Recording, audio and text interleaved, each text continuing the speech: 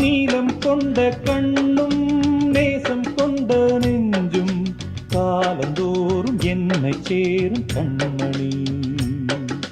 பூவை எங்கு சூடும் பூவும் பொட்டும் யாவும் மன்னனெந்தன் பேரை கூறும் பொன்மணி.